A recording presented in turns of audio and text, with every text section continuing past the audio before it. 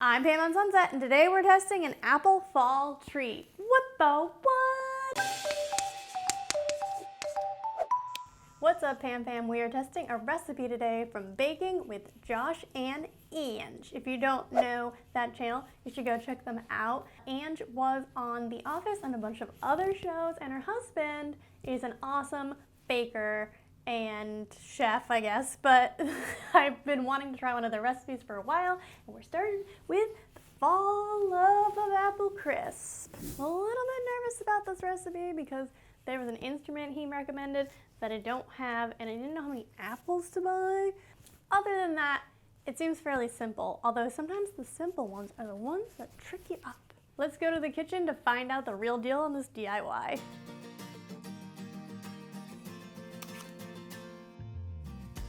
Hello, Governor.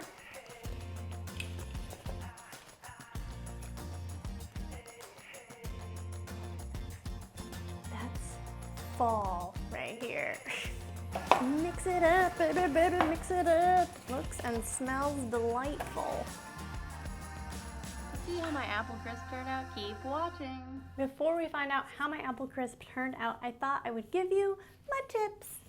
Tip number one, I had no idea how many apples to buy. So I checked on the internet and let's see how it turned out. The internet said 4 apples was 4 cups, so let's see if it was right.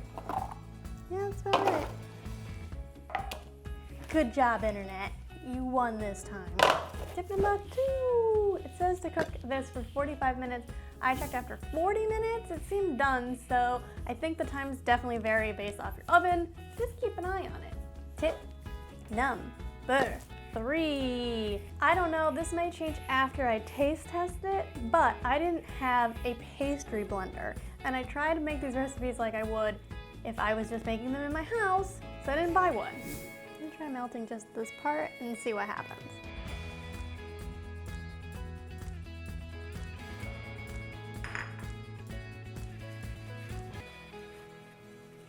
Looks okay. I think this is gonna be my move. Again, I might change my mind when I taste it, but I think it's okay. Now's the moment you've all been waiting for, the big reveal. In 3, 2, 1. Oh!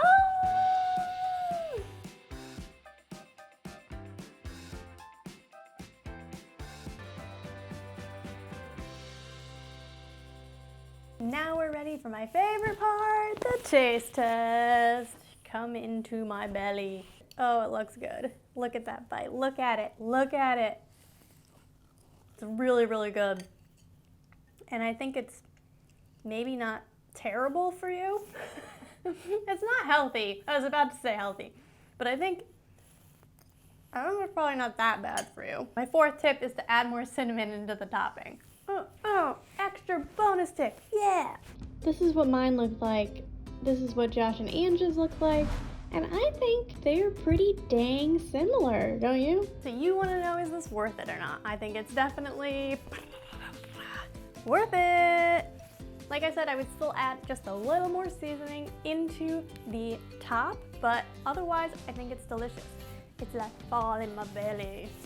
Also, this was a really fairly inexpensive recipe to make because it used a lot of things I already had in my pantry. If you are a kid or you have kids, I think this is a great recipe because there wasn't a lot of dangerous items and it was fairly simple and easy to follow. Thanks, Josh and Ange. Go check out their channel if you want to see more delicious fall recipes. He has a bunch on there. Make sure you hit that subscribe button if you want to join the Pam Fam. We're really cool, and let me know what you've been thinking about my recent shorts that I've been posting. If you don't know what I'm talking about, check out the playlist, Couple Goal. We're back, baby, we're back. We're back. I couldn't miss fall. I couldn't miss fall.